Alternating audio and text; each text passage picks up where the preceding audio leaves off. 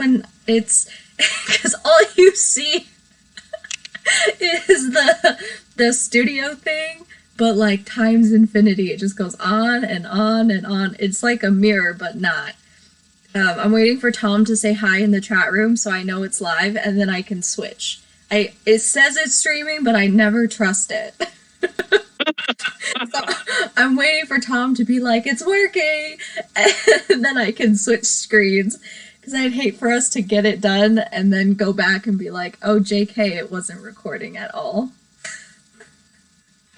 Well, I mean, shit happens. Oh, God. Oh, no, I have something in my eye. Oh, good thing the camera's not on me. It's on my Infinite Studio. Okay, I got the clear from Tom. Now I can switch to Brody. Boop. Okay, I should probably do an intro like normal streamers. Welcome to my corner of my bedroom on my floor. This is how I start my stream every week. This week, I have Brody. Hello. Hi, Brody. Hi. How are you? I am fantastic with you because you're great. Oops, I'm putting my phone on airplane mode so I have my questions and no notifications will pop up and annoy me. I got something in my eye, I'm sorry. You don't have to apologize to me. I don't think you did it on purpose. Oh. As far as you know. Oh man, okay. We got Tom. He can hear us both and he says, hi Brody. Hi Tom. I don't know why I gave him that accent. So today we're gonna talk alcoholism. Woohoo! What a party! Brody graciously agreed to be on here like 2 hours ago. Because he's the best. Sure. How was your day?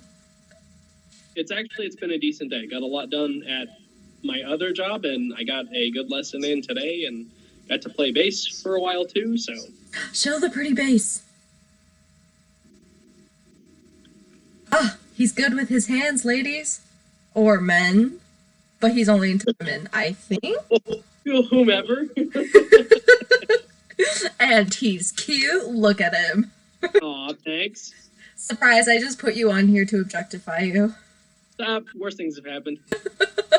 Actually, first thing that happens today, I think we'll be alright. Oh no, don't objectify me. Oh no, ego boost. How dare you? Yeah. So Brody's awesome. We met like a month ago. He randomly messaged me and like made my whole day. And then we've just talked every day since, and he's awesome. I don't want to sound like a creeper, but yeah, pretty much. Yeah, like the end. That's how we met. We follow the same podcast. And we're in the same Facebook groups following that podcast. And then he just messaged me because I'm pretty awesome and I post funny shit. Mm-hmm. And True. He's awesome and he posts funny shit.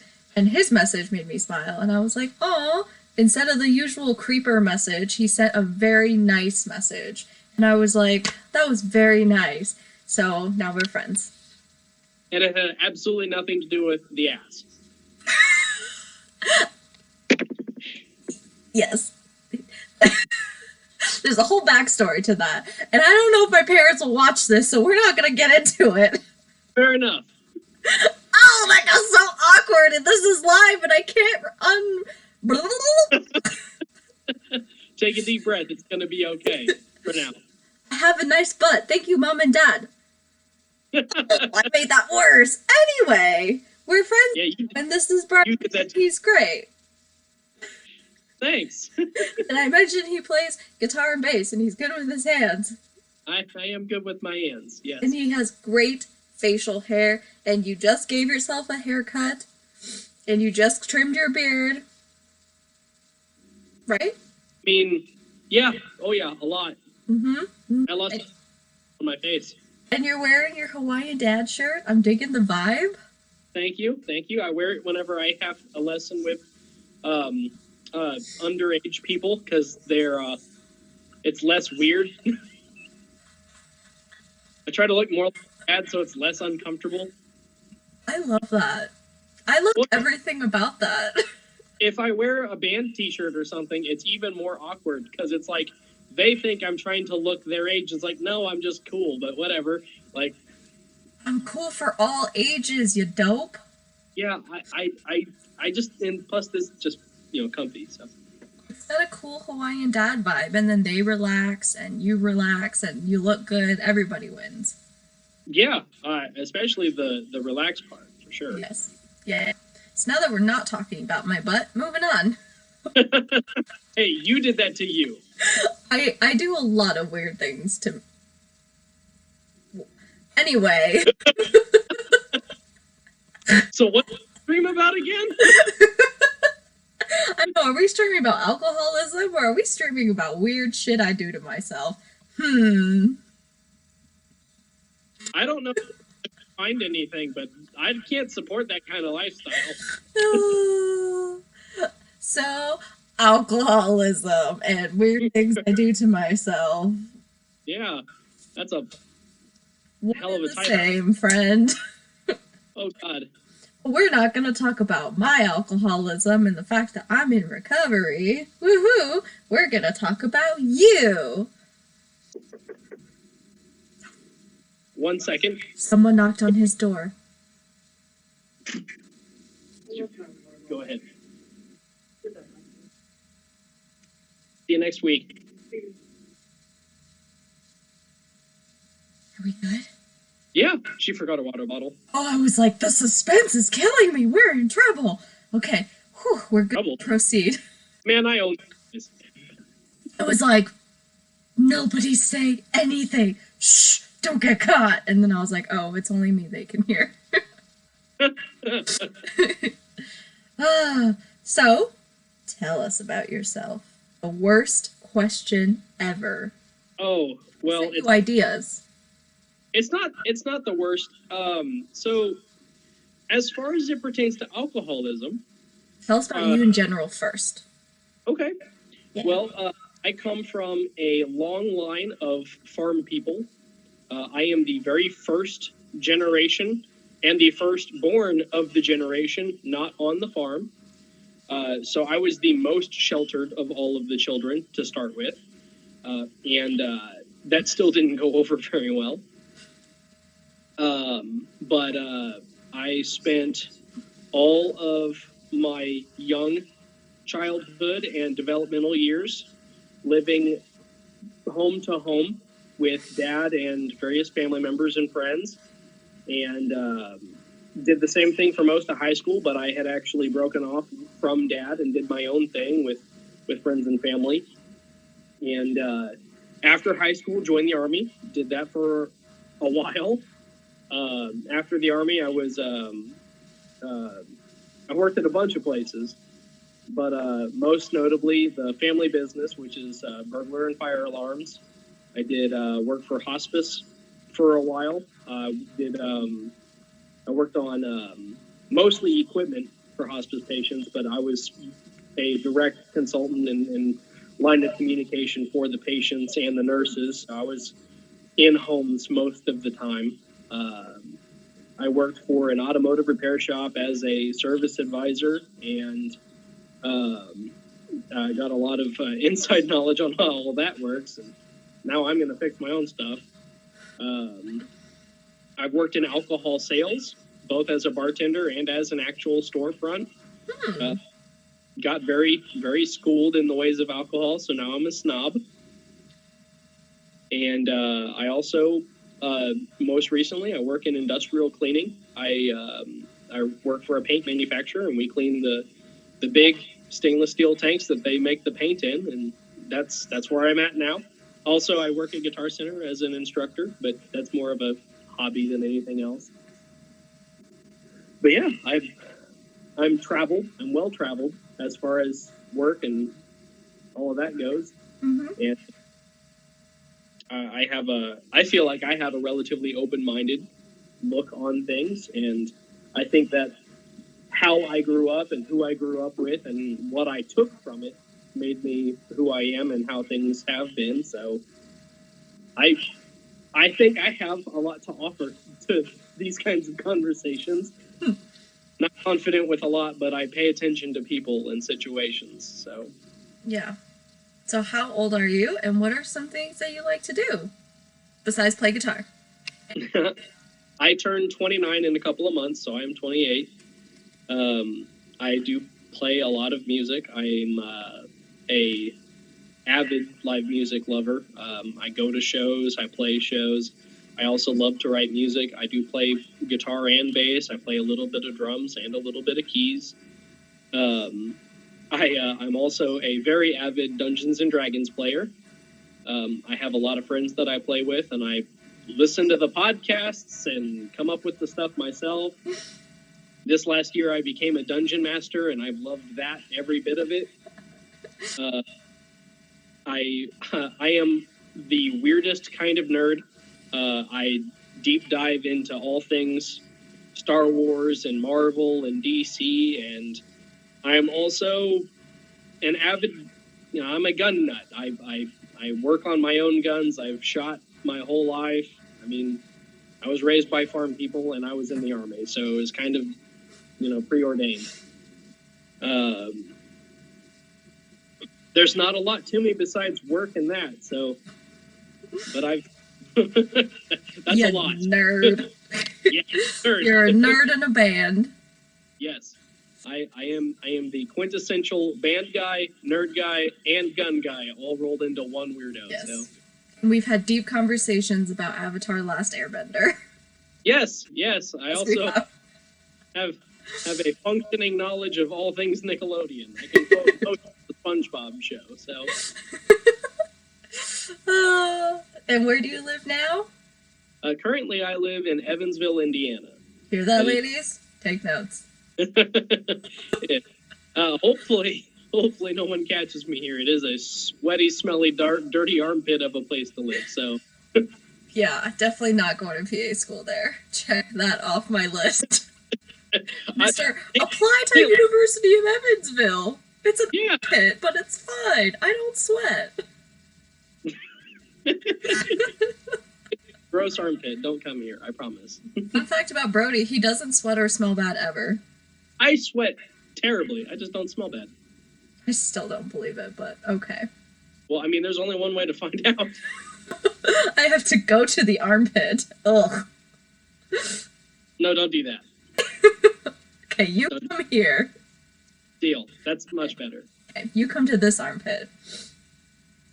Fair. At least that armpit sounds like a good time. At least Spokane is like an aired out armpit. Yours is like a gym. No, it's a sweaty, dirty sandbox of an armpit. Ooh. Yeah, next to a river, so it's like swamp ass, but in your armpit. It's gross. Oh no, my swamp! I don't know why I made Shrek Southern. I'm making everything Southern. Why? I don't know. Everything's got I don't know. I'm watching too much. You know what? I don't even have an excuse. Nobody I'm watching has a Southern accent. I'm just weird. It's fine. So once again, you did that to you. Story of my life. It's fine. Oh, I thought my cat just jumped on the bed. Nope, I just hit my bed weird. It's fine. I do have some siblings. The oldest actual sibling is my brother Connor. He is 4 years younger than me, and he is my half brother. I have a half sister that I've never met before. Her name is Tyler. And then I have a stepsister who actually, oddly enough, I'm closest to the person that I share no common blood with. Her name is Taylor, and she actually lives just a couple hours away from me now. So 3 siblings. Yeah. Okay, but no full siblings. None. I'm actually with some of my cousins than I am with most of my real siblings. So. Okay. Well, blood doesn't really mean anything. No. That old saying, blood is thicker than water, is in fact true. But oil is thicker than blood, and that's friends that you work for. So. Yeah, oil is thicker than blood, and don't you need oil to run a car or something? To drive to your friends? I don't know. I tried to make it work. It didn't work. Not all of them work. It's okay. I need a snack. I'm hungry, actually. I mean, it is dinner time there. I ate a huge thing of stew, and then I ate 6 100-gram bars. That is a lot of 100 gram bars. I mean, they were little, like fun size ones. So that doesn't matter. That's like was, 3 regular size bars. Okay, they're like this big, right? Okay, so 2. 6 of them. You know what? I should stop. You're not helping. You did that. I really needed chocolate. I really needed chocolate. I'm not bashing you on it. I'm just, want you to be realistic about it. Yeah, it was a lot of chocolate, and I have 0 regrets. Also, it's really hot in here, so I'm going to tie my hair back up. I try to keep my hair down. I can't. It gets in my way. I need to chop it. Okay. On to the meat. And potatoes, or just meat? I already ate the potatoes. Okay. All right. So I sent you the list of questions already. Mm-hmm. So we're going to start at the top. And I don't have any surprise ones yet, but they'll probably come up. Neat. We'll see. Okay. So what role did alcohol... Oh, did I even talk about what we were going to talk about? Yes, alcoholism, family, familial alcoholism, and how that impacts you as a person. There we go. Intro. Okay. So... 20 minutes deep. Woohoo! So what role did alcohol play in your life as a child? Well, truthfully, it didn't play much of a role for me because I wasn't a drinker. Oh, good. No, it was, I would actually define most of my childhood by the alcoholism.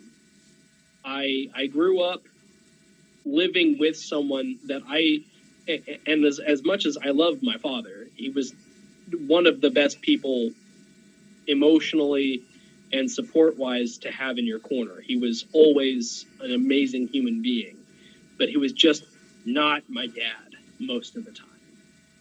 And I don't have any recollections. I don't have I don't have any memories of him not with a drink in his hand. And that's not necessarily fair, but that's what it was. I just don't remember seeing him without a Mike's Hard Lemonade or a Busch Light, something. There was always something open and in his hands. Mm-hmm. And that, I don't want that to be like the defining thing of my childhood, but like that is, one of the things I consistently remember about him specifically. Now, that led to complications for childhood, though. So most of my childhood, according to the school system, I was homeless. From 1st grade to 6th grade, I was on the free lunches, free breakfast, just all of the support. They gave us groceries once a week, that kind of stuff. And so that was part of it. It was just accepted already that I was a special case, regardless of what was actually going on. If I was living with grandma, or I was living with grandpa, or I lived with my uncles at different times and friends, and we had places every now and then, or we would live with his girlfriend or whatever it was. But most of the time, it was that kind of a situation. The only time I remember us having our own place, it was really short-lived, and it was stressed, and it was hard. I remember there was a house once, and it was just this run-down, awful piece of shit that I can't remember how to get to. I was too young. But I remember that was when I was going through Pokemon as the phase, and going to Blockbuster and renting one and watching it like 30 times, because that's what I had for entertainment, was the one Blockbuster tape for the week. I remember just little tidbits like that at that age, and then progressively I remember more as I got older. But once I was, I'm going to say 11, 12, we never had a place. It was always living with someone. Most of it at that age was my dad's girlfriends. One of them in particular we were with for like 4 years. And that was the most stable living conditions that I had, was that stint there.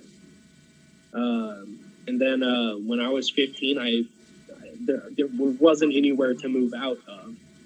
We had already left her house a couple of years before then.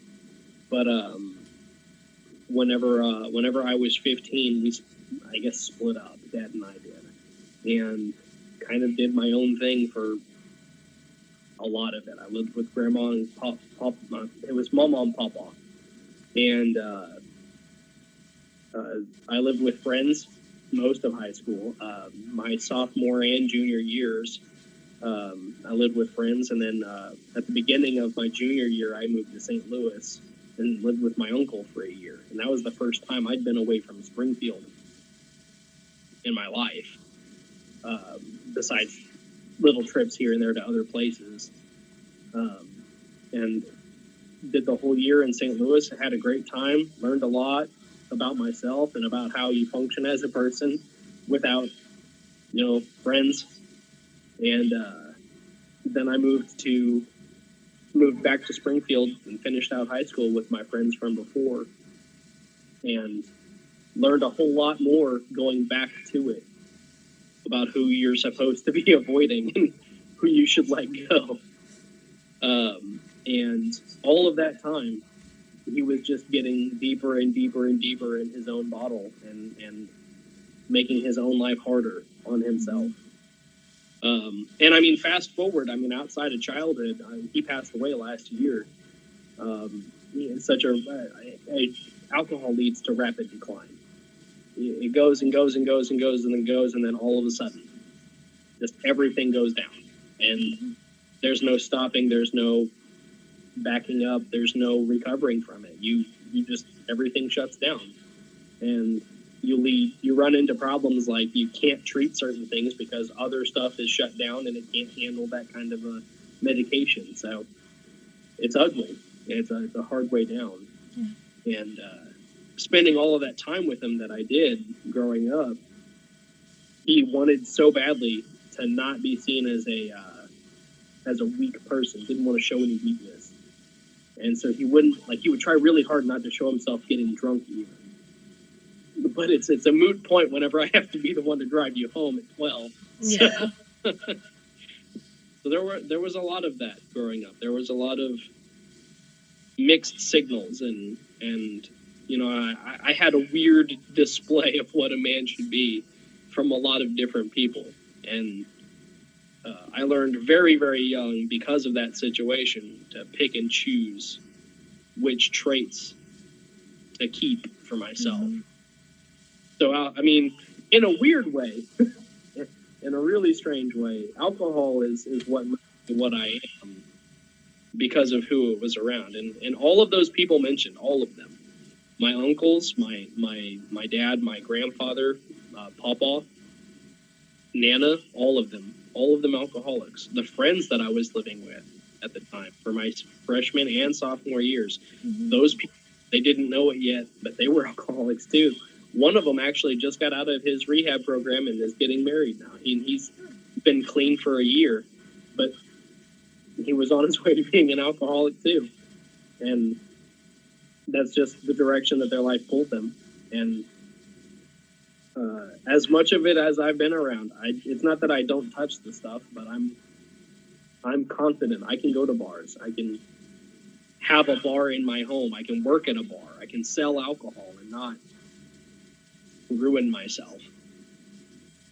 And so in a weird, coming back to that point, in a weird roundabout way, alcohol is like what the alcoholism, to the degree that I was experiencing it, is what saved me from it. Yeah, it's interesting because some people grow up around it and their reaction is to fall into that pattern, and then other people are like, nope. Yep, I want that too. Yeah. So what was your first experience with alcohol ever? Do you remember it? Like me drinking it? Mm-hmm. Your first experience drinking it yourself. Do you remember? I don't remember it, but I was told about it. And it's because I was 5. What about the first time, like, you remember consciously choosing, I'm gonna have a drink? I'm going to say I was probably 10 or 11, and it was at like a 4th of July thing with family. And it was just, everybody else is drinking, why shouldn't I drink? Mm-hmm. And Dad said, well, you're not going to like it, but whatever. And I didn't like it, and he was right, and he drank the rest of it for me. Yeah. I mean, I like it was so frequent. I don't remember a lot of my interaction with it when I was young, because it was always. Yeah. Like that you drank yourself? Yeah. Or that I was offered or around. Okay. Not going to be, I wasn't going to be told no. I just didn't. What about as an adult? Like, what's your relationship with it like now? I have a bar in my house. I have 10 or 12 bottles. I have a full set of bartender tools. I have fruit in the refrigerator. And I think the most recent bottle that I purchased was 6 months ago. And I haven't even opened it yet. But I keep what I really like so that I can make myself something really nice once or twice a week, if that. And that's actually probably I think the last time I made myself a drink was probably about a week or 2 ago. And before that, it would have been pretty close to Christmas. Just, yeah. I don't like being drunk. I can count on one hand how many times I have been drunk. And all of them are stories, for sure. But I don't like how I feel. I really don't like the taste of alcohol. Most of what I learned in bartending was how to hide that shit. So, yeah. So your relationship with it is very different than what you saw growing up. It's not like a dependency. It's not a, I need it, I love it. It's more like a, once in a while, but you can live without it. Like if I were to say, hey, if you drink alcohol again, you're going to die, you'd be like, okay, never again, and you'd be okay. Yeah, actually, funny story about that. I was going to a friend's house for a get-together for Dungeons & Dragons, and I packed up all of my bar to take it over there for this particular group. Mm-hmm. I left it there. I don't have any alcohol in my house and haven't for about a week and a half now. And I'm like, it doesn't bother me. It's not, I don't need it. It's just there. I told him to hand it to it. I'll get it eventually. So, your life doesn't revolve around it. Not even a little bit. I could never have alcohol again for the rest of my life, and I would just be the weirdo that never had alcohol. Like, why would you be a weirdo? Generally speaking, if you're the one person not drinking in the group, I know it's a double standard. I know. Well, I'm just like, okay, so I'm the weirdo that never drink. Well, I am, which is whatever. Yeah. I'm used to it. I'm used to it now, 5 years later. I mean, we both know what you are, so. The sober weirdo. Yeah, exactly. People are like, I'm drunk, and that's my excuse for being stupid. And I'm like, it's me.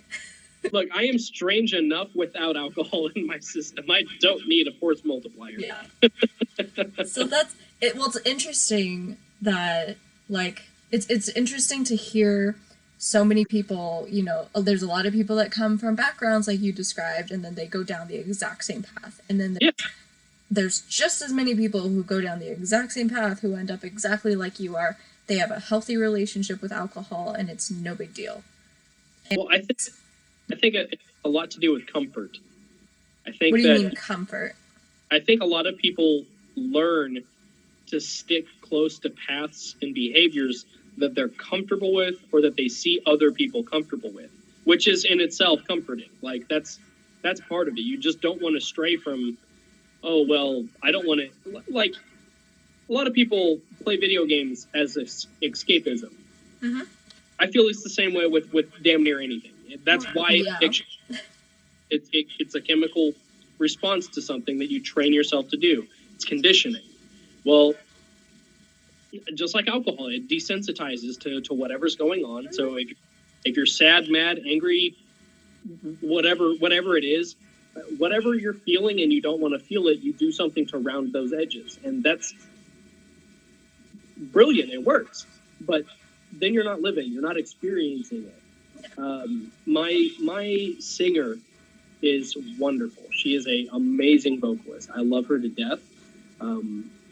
She's dealt with some issues with alcohol, not recently, in the past. And when we met was towards the end of her stint with it.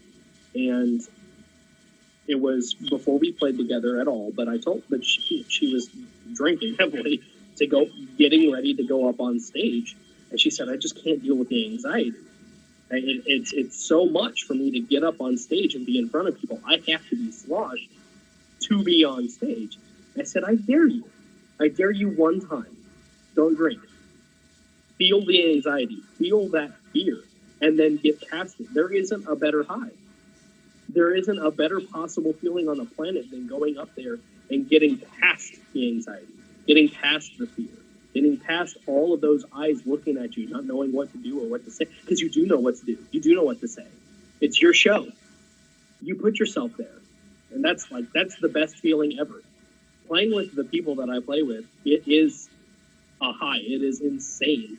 And you just get past that part. And if you're on something of any kind, if you take something, if you drink something, it curbs that. And mm-hmm.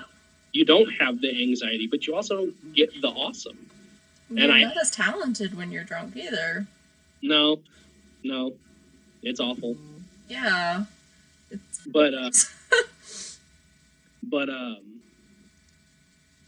I definitely I definitely would push that direction for anybody in that situation. But I coming from my background, I've seen it both sides. I mean, yeah, you can definitely run and hide. You can crawl into a bottle and forget the world anytime you want. Anybody can. But that's not living at all. Yeah, for a lot of people, like you said, it's comfort, but not necessarily comfort in I'm scared, I'm upset, I'm insert whatever, so this is my source of comfort. For a lot of times when I think comfort, it's also familiarity, so it's this is all I know, so this is what I run to. It's you can apply that to any situation. It's when you were talking about the friends that you turned to, and you said, well, they were turning to alcoholics, and my mind went, well, I wonder why he went to those friends. It's because that's what you're familiar with. That's what you know. Yeah. So you go to that. It's like anybody with a bad relationship. You're it's kind of cliche, but it's if you grow up with someone that's abusive, you're more likely to date someone with similar patterns of abuse because that's what you know. So if you live with someone who's a raging alcoholic, you're more likely to be drawn to that group. So that makes sense, comfort in that way. It's not necessarily a coping mechanism or escapism. It could also just be, this is what I know, so this is what I go to because I know how to interact with these situations. But put me in a situation with, I don't know, a healthy individual. Yeah. Yeah. Why would you want to on purpose be uncomfortable? Exactly. It's easier for most people to just go to what they know. And there's no shame in that. It makes sense. It's a human survival tactic. It is what it is. And even for someone who has a healthy relationship with alcohol, who knows, you can know what's best. You can know all the right answers. I'm a psych major, for God's sake. I know all the right answers. I know what to do. You're a smart guy. You know your history. You know da-da-da-da-da. We know this. Yet, we will still end up in situations where we're how the fuck did we get here? Yeah, absolutely. Why am I with these people? Why da-da-da-da-da? We're human. It happens. Yeah. Yeah, but I'm glad that you do not have that same relationship with alcohol and you have that self-awareness. It's not easy. And it's hard to have that healthy relationship with alcohol. That's it. I come from a completely different view, so I'm I cannot relate to that at all. But it's so interesting to hear about, and I think there's a lot of misconception about, like, well, if your parents are a raging alcoholic, you must be, or Yeah. There's just so many misconceptions, so it's nice to hear from someone that lived it firsthand. Yeah. And offer insight to what it's like to be the child of an alcoholic. And what that's like. It's like, well, because I think too often people look at people who are the children of alcoholics and kind of like either victim shame or like, wow, you do, or why did you do those dumb things, or blah, blah, blah, blah, blah. But it's like, look at the reality of your circumstances. Like, it's way more complex than you'd ever understand unless you were in those shoes. Yeah. And every decision that we make is based on another decision that we made right before it. I mean, everything that's ever happened to me is what made me into what I'm doing right now. Yeah. You know, and the major choices, minor choices, it's all a collective. What influences how I feel about politics or religion or any of those things? Those are influences from your past, from people that you've listened to, or people that you don't want to listen to. And why don't you want to listen to them? Because Aunt May this one time said that he cheated on his wife. Like, those things that you collect are tally marks on a board all through your life and lead to the exact moment you're standing in front of whatever you're standing in front of, getting ready to make a decision about it. And there's no way to predict.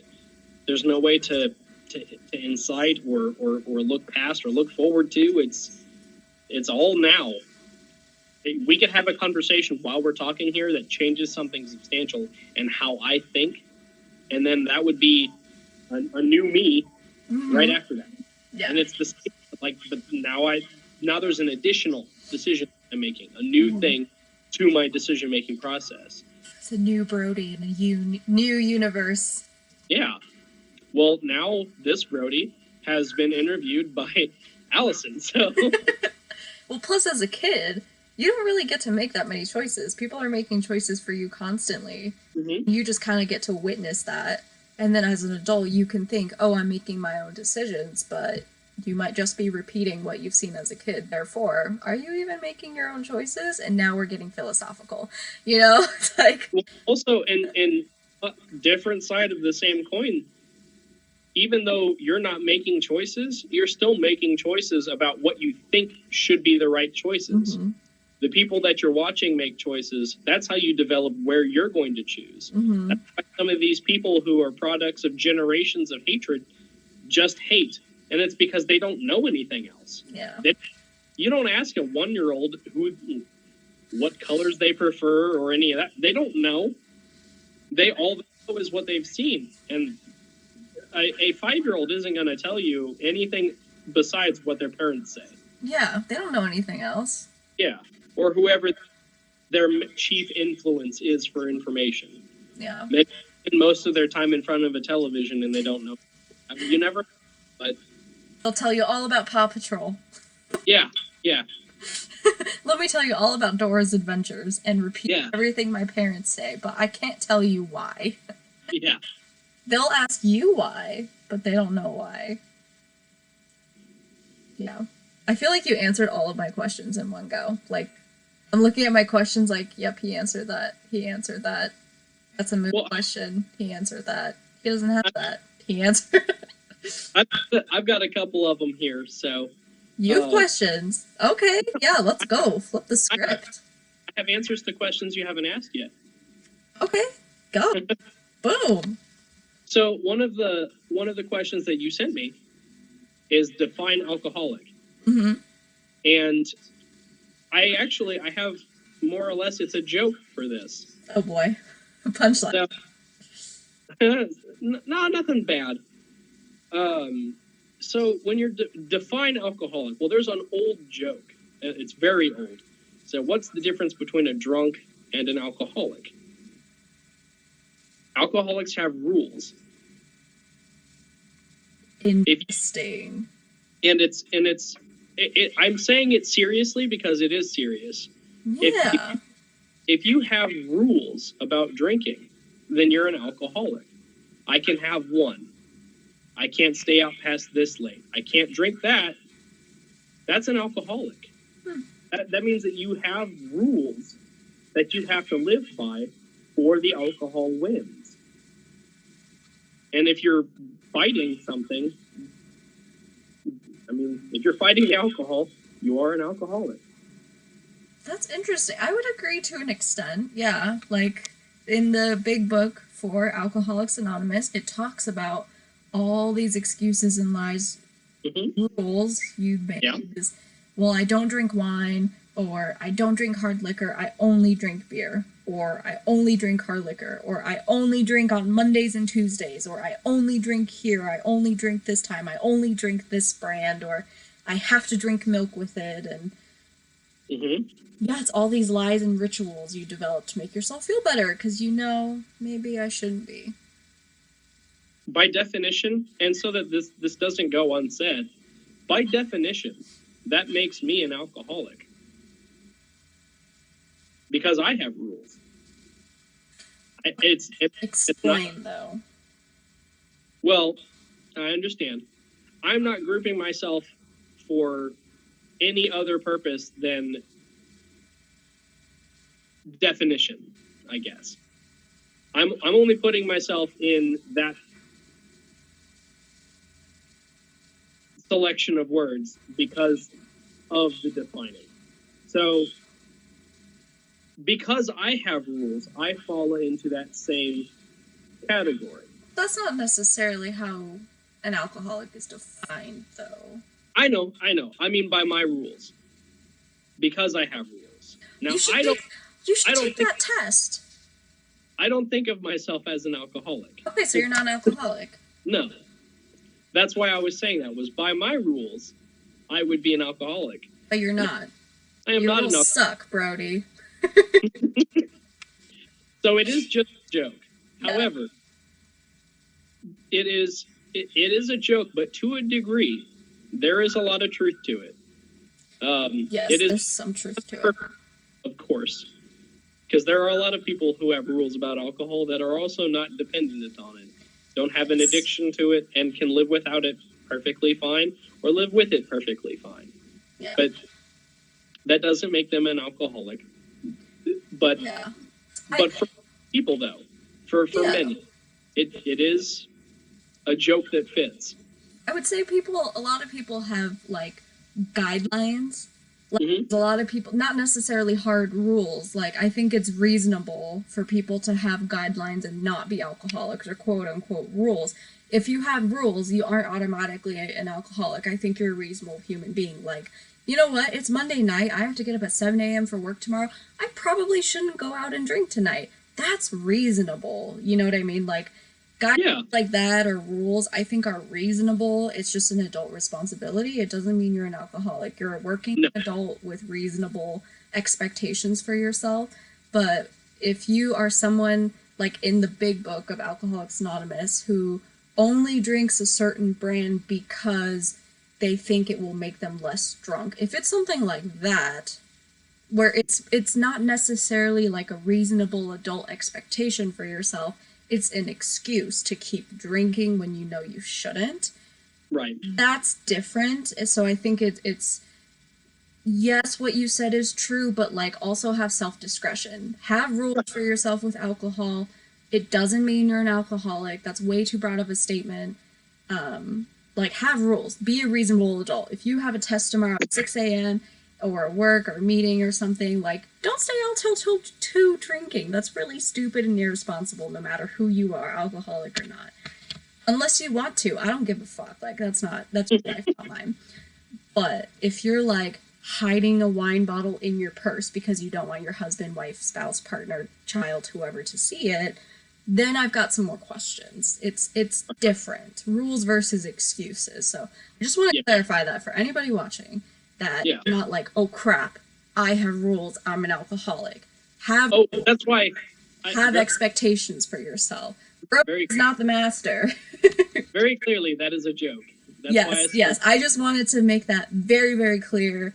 Like, I personally don't see you as an alcoholic. Obviously, if you think you're an alcoholic, that's up to you. You say you don't think you're an alcoholic. I would agree. I don't think you're an alcoholic. I could be wrong. but you don't strike me as an alcoholic very clearly, because when you say, yeah, I could stop, it's not a big deal. That to me, I'm like, oh, not an alcoholic. Yeah, and I'm not just saying that. No. Yeah, versus someone like me that's like, once I start, I can't fucking stop until I can't walk or I pass out or I'm dead. Like, that's not even an exaggeration. That's just fucking proof if you look at my drinking history. That is bad. That is bad. Yes. Also, you keep looking. Is someone at the door? No, but the lights keep flickering over there, so... Oh my god, you're haunted. There's a ghost. Well, yeah, it's Evansville. Everything's ghostly here. It's an armpit. It is. It's an armpit ghost. It's an old armpit, so there's ghosts. Sorry. Gross. I want to see if there's comments real quick. Tom said, I am somewhat of a redneck. You're sexy. He said, why both? That's 600 grand. And he said he's a weirdo who doesn't drink too. Good. Yeah. Oh, us. Yeah, for sure. Yeah. It's nice being sober because I can remember shit.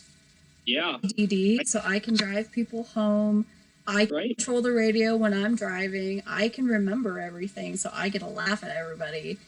And how nice is it to be the responsible one? It's weird. I'm still getting used to it, I'm not gonna lie. It's been over 5 years, and I'm still kind of like, huh, they count on me. That's kind of weird. Yeah. It's nice, though.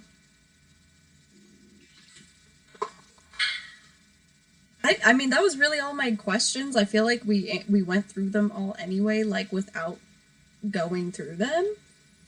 It just all up, so it was nice. Do you have any final thoughts or comments?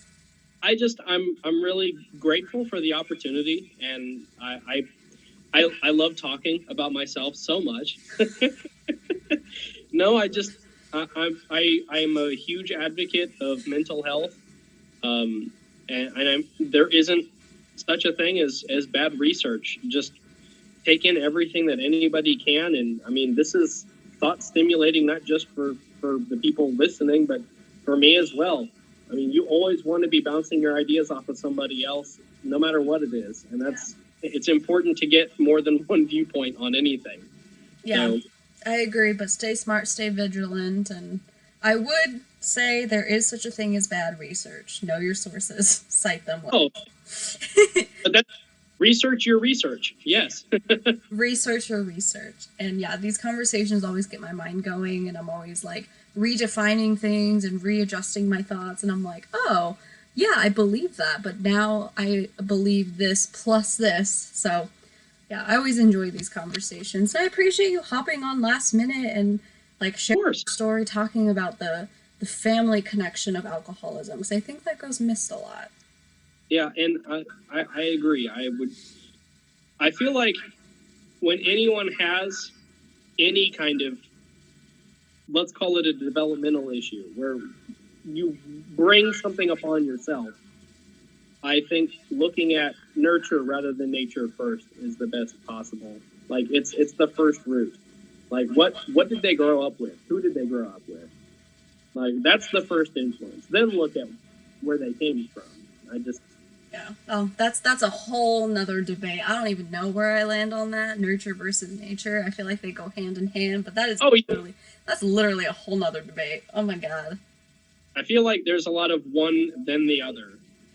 There's a lot of like, well, there's a lot of they have this and then this happened, so because of this happened, but then there's also, well, because A, then B, well, because X, then Z. It's the grand dichotomy. They go together, like, you can't discount nature or nurture. They go together hand in hand. And I have to say this because I just realized in the last 2 minutes, but the foam stuff on the walls behind you remind me of like a mental institution. And I just thought of that and it made me giggle. Like, well, this is where I live. It just made me think, like, you can't see the number I have pinned, but it's here. Like, yeah, why? I think I haven't stood up yet. I'm so sorry to interrupt our conversation, but that just made me think of that. Like, there's a camera right there. This guitar is foam. Yeah, this is all foam. This is a first-hand account of real information, guys. First-hand source. This isn't a Hawaiian shirt, it's my straitjacket. It's just festive. They made it pretty for the season. Yeah. That way I know what season it is outside. Oh my god. I mean, straitjacket is really just a permanent hug. Yeah, but only for you. I mean, sometimes you need to love yourself a little bit more. I've never actually been in a straitjacket, so... Not fun. But have you been in a straitjacket? One time, and it was because we wanted to see what it was like, and it's oh my god. It is not awesome. I am very claustrophobic. Like, very. Like, to the point where I can't even sleep in the middle of a bed between two people. No matter how big the bed is. Like, I can't do it. I don't know why. Like, I'm stupidly claustrophobic, but I like small spaces. It's the weirdest fucking thing. I'm claustrophobic in the weirdest... Anyway, I'm fucking weird. Like, a straitjacket would make me feel like I'm going crazy. I can't. Obviously, it's a fucking straitjacket. But I've been in restraints in the ED, in the ER. Yeah. It was scary.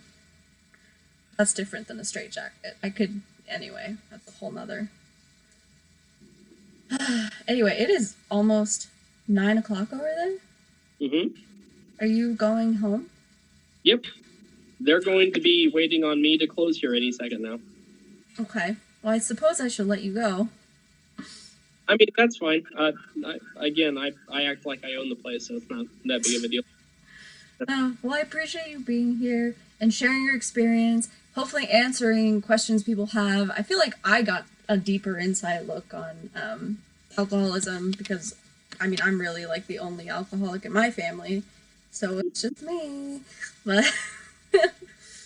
now I get another insight, so thank you.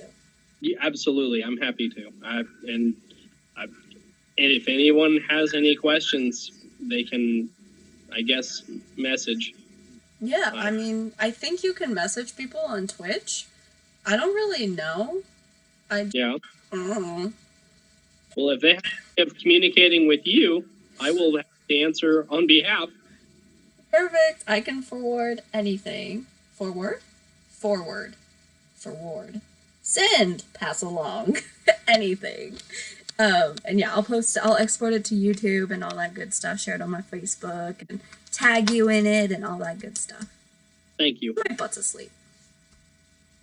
There we go. Only my left butt's asleep, though. I knew we were going to come back to your butt.